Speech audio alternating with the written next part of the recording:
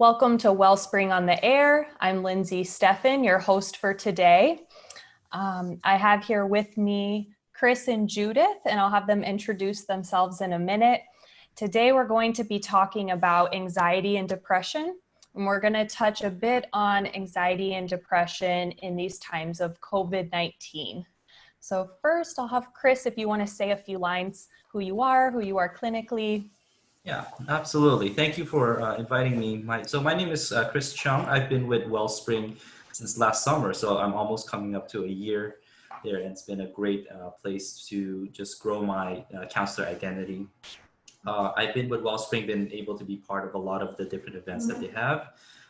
Currently, my specialty is working with families, particularly those with teens and parents, and also with marriage and marriage counseling are some of my specialties. Awesome. Thank you so much. And thank you for being here today. All right. And Judith, why don't you tell us a little bit about yourself and what you've been doing with Wellspring?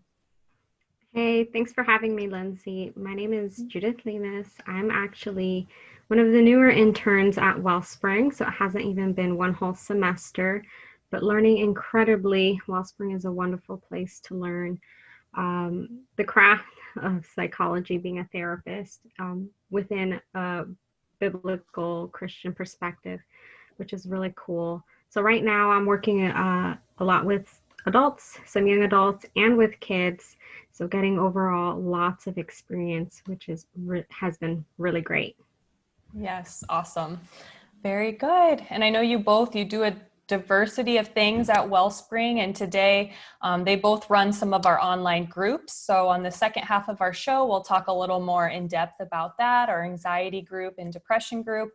But first of all, we're just going to kind of introduce the topic, honestly. You might have heard one of our shows before on anxiety or depression, but I think it's been a while. So first, we'll start with Chris. If you could just share a little bit for our listeners, what is anxiety? Sometimes we think we know, but when we really hear a clinical definition, we might be surprised what anxiety is.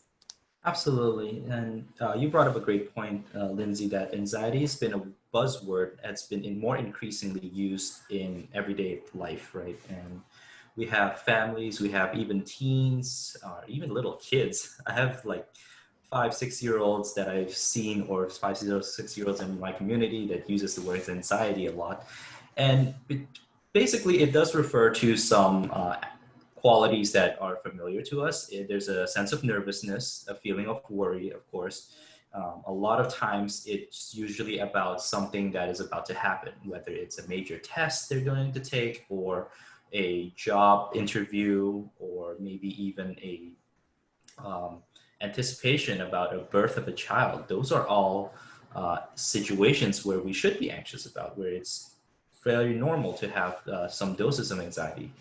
And I'll talk later on a little bit about how anxiety can be helpful, but certainly some of the things that we want to pay attention to is the maybe the uneasy feelings, or your mind is racing and thinking about the upcoming task or event, and we focus a lot on our attention on the problem and focus a lot of energy. It can have both a mental and a physical effect on us.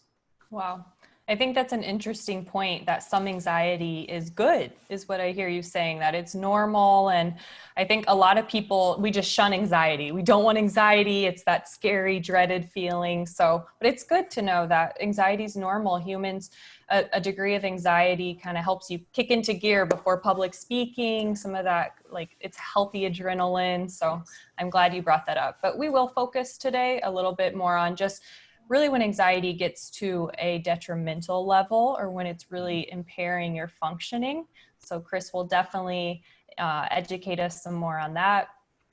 Let's jump into it. What are some symptoms? How could one of our listeners who maybe isn't that familiar with mental health or things like that, how could they know if maybe they are suffering with anxiety unknowingly? Absolutely. And it, like you mentioned, it ranges in degree from healthy anxiety to one where we have to be very careful of, and it's maybe a good time to see a counselor. One of the symptoms is the persistent and the feelings of uncontrollable and overwhelming feelings of fear, extreme fear, things that can interfere with your daily tasks. You can't focus at work, you can't focus at school, it's a constant worry that drains you, but at the same time, you can't find rest. There's this restlessness. There are certain varieties of them. Most of them fall under the generalized anxiety disorder, but panic disorder, panic attacks, anxiety attacks, maybe phobias, those all are symptoms or flavors of anxiety that you probably should reach out to your to a counselor or let your general practitioner know. Yeah. And I know anxiety is, I believe, the most common disorder. And I'm kind of pulling up some of my notes right now, but yeah, I think 18% of Americans, that's right, suffer with anxiety. So it's not uncommon. I think sometimes too, we've talked a lot about stigma with mental health, but if the stat that nearly 40 million people in the US experience an anxiety disorder in any given year. So definitely, if you are suffering with this, you're not alone, and it's okay to talk about it. Hopefully this might even be an introduction for some of you. The first thought that maybe I do really have a problem and maybe I don't have to just suffer with this. We're gonna definitely at the end of the program give some tools and even offer some of the professional resources that we can provide. Absolutely. So, yeah, I wonder, Chris, maybe you could go into a little bit, why would someone have anxiety? Where does it come from? Yeah, so that is a very interesting question because anxiety is certainly biological. We've come to know, or researchers have come to find that it runs in families. It has um, a biological basis, similar to allergies or diabetes and other disorder. And so part of what we look for sometimes is to look into family history and how families dealt with their anxieties about things. And we can see it, how it's passed down through the generations. It's genetic. It has a complex set of risk factors. And certainly it's set off by life events, like the major transitions that I talked about, but also a sudden trauma that might have happened can trigger an anxiety, and each person deals with it differently because each person has a different way of handling stressors and handling traumas. Okay, yeah. So it's not your fault, is what I hear. It's environmental and also genetic. We can't control our genetics, and even with trauma in families, it will light up some of your genes or things that were maybe dormant or just laying low. But if a trauma happens, then it can spark that anxiety disorder that might have been passed on genetically from mom or dad. So I'm glad you went into that. All right. Well, we will maybe switch gears and hop over to Judith now. So, Judith, we're going to talk about depression, and hopefully stay with us. We're going to go back and forth a little bit, but also these two topics are not that separated. Depression and anxiety often come together as symptoms. Someone who has very high anxiety, they will actually shut down into depression after a while. We see that a lot because anxiety, our body can't live in such an elevated, energetic state. And so we notice depression. So a lot of my clients who come in who have one have the other. And it's kind of a cycle. I have anxiety and then I'm depressed about it. And then I'm depressed and then I'm anxious about my depression. And it is a vicious cycle. So, but we'll jump in with Judith more specifically. Tell us about depression. What is depression? Definitely. A lot of the times they're interlinked. And kind of similar how Chris was saying, we have to recognize the difference between, healthy anxiety and anxiety has become an issue. In depression, we also have to kind of look at and recognize, there are times when we go through times of sadness. You're down because something happened or you're just not in a good mood that day. But there's times where we can look and there's what we would call depression. And it's like this pervasive, ongoing feelings of having this depressed, down mood, having a lack of interest or pleasure in the things that we used to enjoy doing. Mm. Yeah, I think those are some of the key points. Yeah, I think a lot of my clients have actually come in and they don't know they're depressed. It's crazy how, I mean, probably some of you relate. You might have been in a very low place, but you didn't know till someone pointed it out. But if you stop and think, do I really still enjoy my hobbies, my relationships, or do I just feel tired all the time? Do I feel fatigued? Do I feel, I think a lot of the most common thing I hear is I just have no energy. I have no motivation to do anything or complete anything. So then I kind of my ding ding ding alarm bell goes off that, hey, we might be dealing with some depression here. So yeah, anything else, Judith, that might help someone even a little bit now self-diagnose? Am I suffering with this, or maybe someone I know? Yeah, and there's definitely a lot of other symptoms that we look at. Some of the things that might happen without even realizing is sudden changes of weight. It can be like a sudden Mm, weight loss or sudden weight increase that seems like to have for no reason. Like Lindsay was saying, you can't sleep, having trouble sleeping, feeling restless, low energy, just having difficulty making decisions or just yeah, thinking, processing things as well. And of course, when you get a little bit deeper into depression, feelings of wanting to commit suicide or hurt yourself, those are yeah. definitely symptoms of depression to look out for. That maybe you do need some professional help.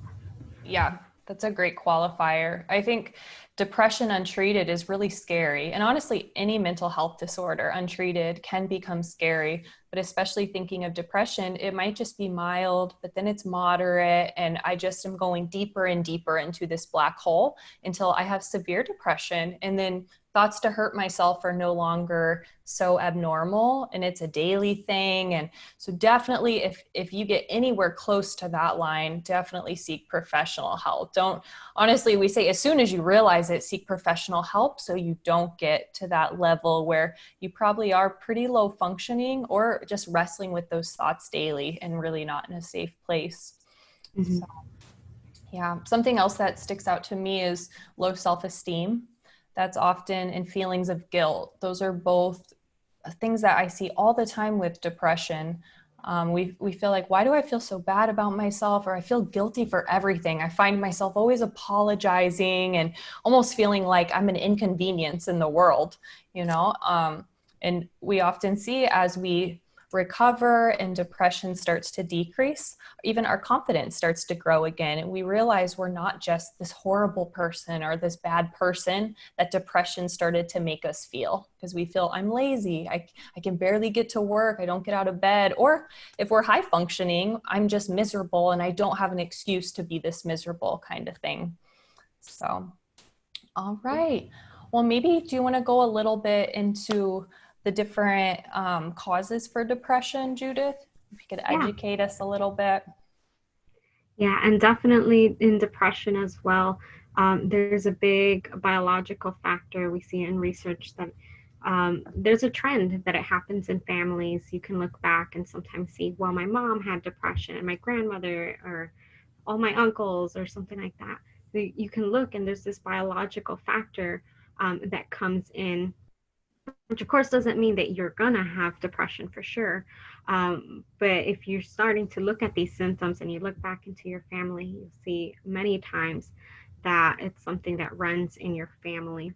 And of course, there's the psychological factor, things that happen in your life that just causes emotions. It could be abuse that you've gone through throughout your life. It could be um, you've lost somebody, but it's Mm, just gone on and it's become this hopeless situation you can't seem to overcome.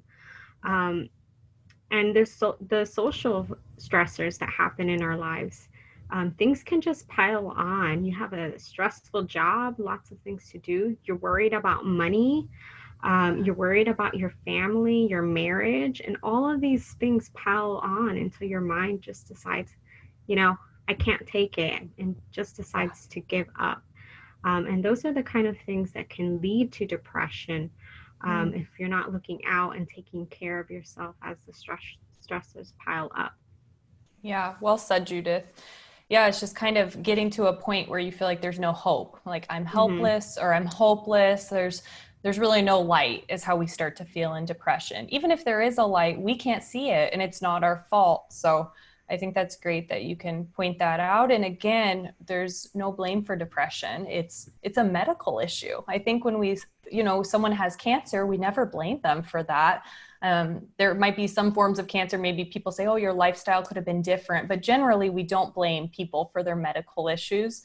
And the same with mental health. Your brain is an organ and things can go wrong. And so I really love that you both highlighted really the root causes. And we'll come back. We're going to take a short break, but then we're going to highlight some of the solutions or give the hope now. So if you stuck with us this first half of the show, we gave some definitions and talked about what is anxiety and depression, and stick around for the second half of the podcast radio show to hear what you can do, what are some solutions, and also we'll talk about some groups we're offering at Wellspring so that you can perhaps relate with others and heal in a setting that provides community. So I'm Lindsay Steffen with Wellspring on the Air, and we will be right back. Welcome back. I'm Lindsay Steffen. You're here with Wellspring on the Air. You can also follow our podcast. If you have the podcast app, the little purple box, you can follow us, Wellspring on the Air. Let's go ahead and dive back in. We've been talking about anxiety and depression today. I'm here with Chris. He's been talking to us about anxiety, and Judith on depression. So the first half of the show was talking about what is anxiety, what is depression, where does it come from?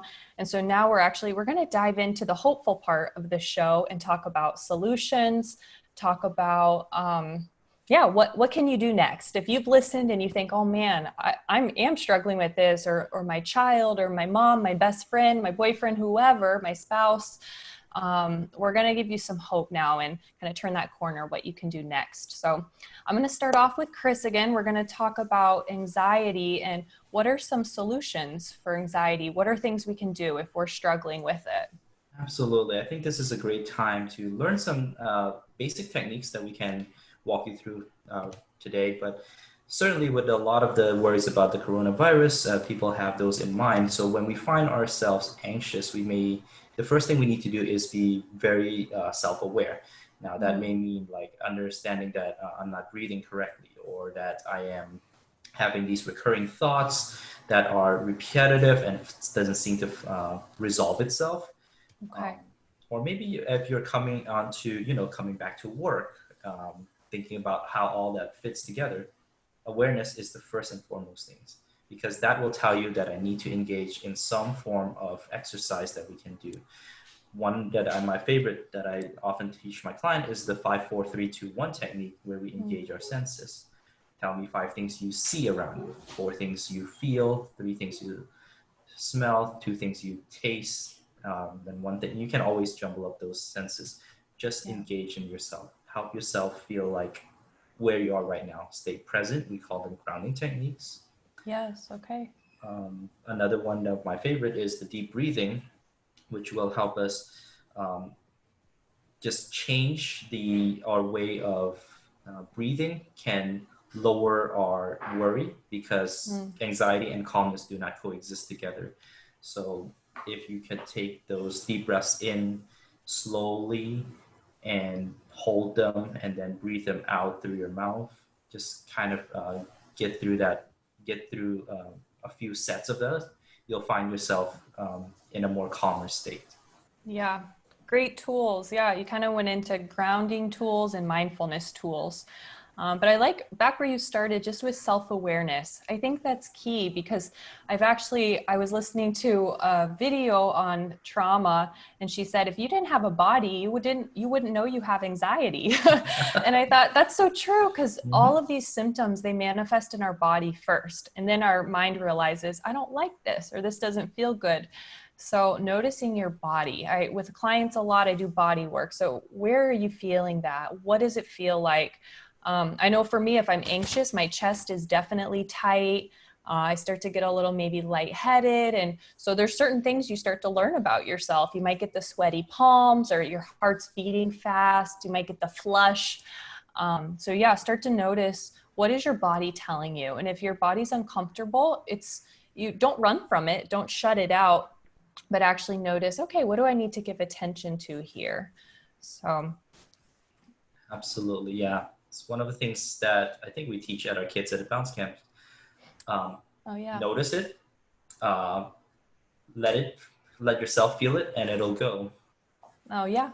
And Bounce, just for any of our viewers, listeners who don't know, Bounce is our trauma resolution camp for youth that we run 3 times a year.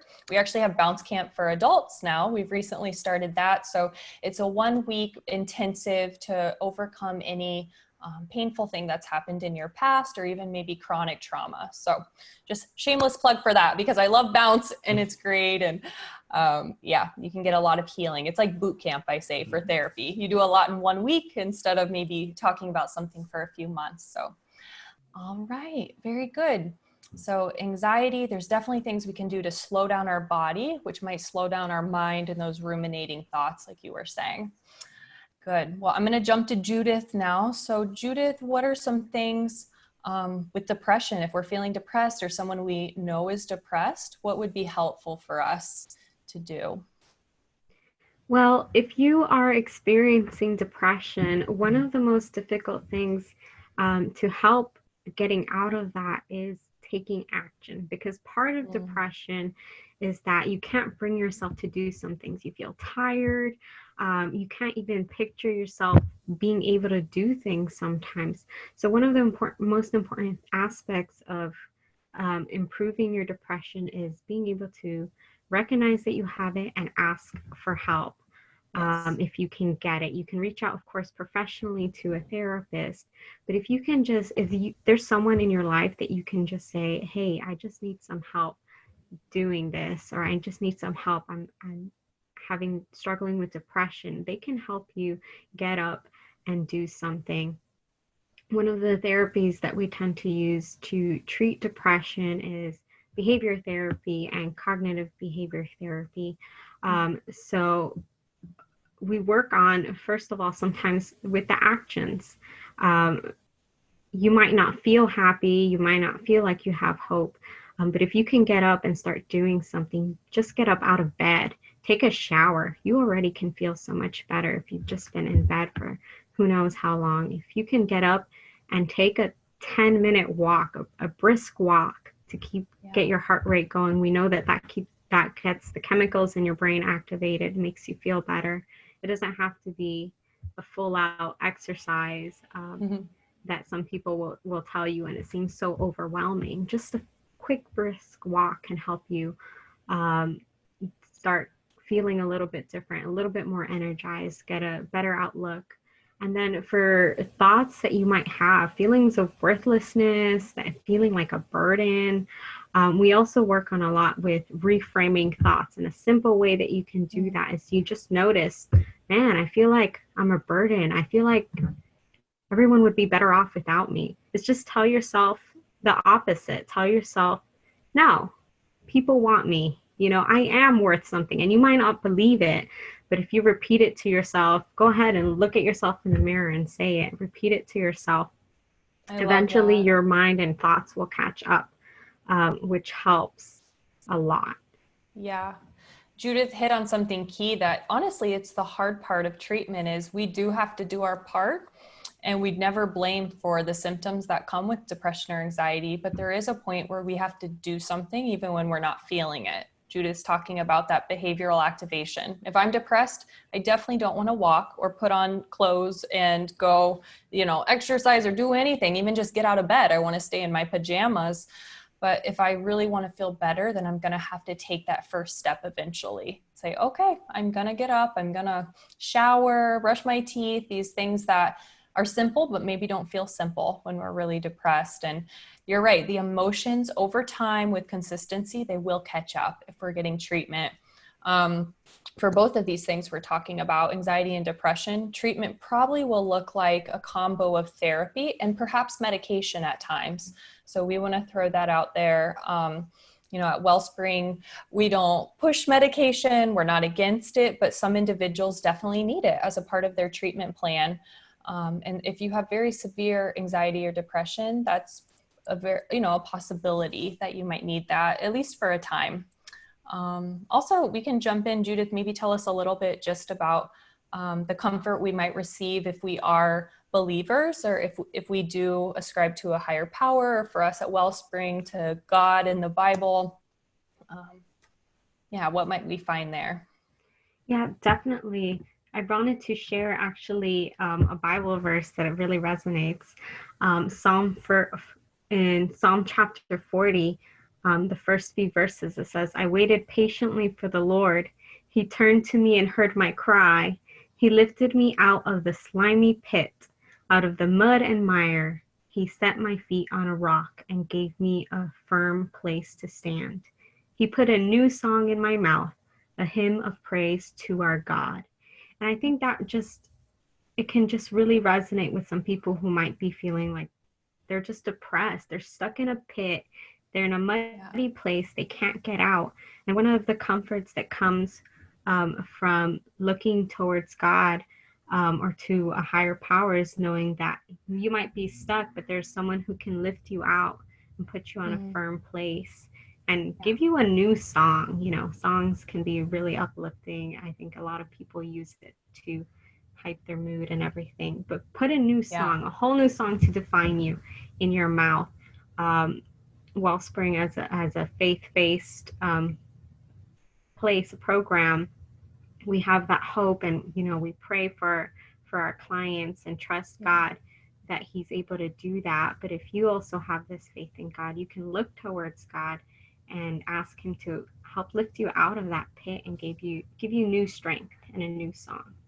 Absolutely. Yeah, I think the key there is just there's so many techniques and things we can do, and God is the great psychologist. We believe these techniques are from Him and from His design, but absolutely having a God who is much more powerful than you to go to and lean on. I know in my own mental health journey, that's such a relief, because I'm like, okay, deep breathing, it works and it gives me some hope, but sometimes I need something bigger than that when I'm really, maybe in a pit or really down. So I think, yeah, faith plays in, absolutely. And I will just say at Wellspring, we are a faith-based organization, but we see clients from all backgrounds. So I would say my personal caseload is probably half Christian and half non-Christian, with different faiths or atheists, whatever. So again, anyone is welcome. We never want that to be a qualifier for you not to get treatment. And so if you invite Christianity into the counseling session, beautiful. We'd love to do that with you. And if not, we want to come from your worldview, and we're not going to push that on you. So just want to say that, because I think sometimes people who aren't of faith, that might be a deterrent to getting counseling. But we're here to give you counseling, not necessarily discipleship. That's not our role. So, all right. Well, we are getting close to the end, and I really want us to talk a little bit about these online groups you are both doing right now. So with COVID, we are operating out of a telehealth kind of stance right now. We're doing all our individual therapy online, and we have groups running. So groups for depression and anxiety are led by these two. So tell us a little bit, just share with us what's going on. Absolutely. And I am one of the leaders for the anxiety group that we hold. We meet once a week. And a group is a great format for counseling, because it's not only is it a lower cost than your individual counseling, it can be used in conjunction with your individual counseling, where you practice some of the skills that you learn in your individual with a group of settings with other people who are going through similar struggles as you are. And people here at the groups, they provide each other with support. They give great encouragement that I can't even think of, because they went through life.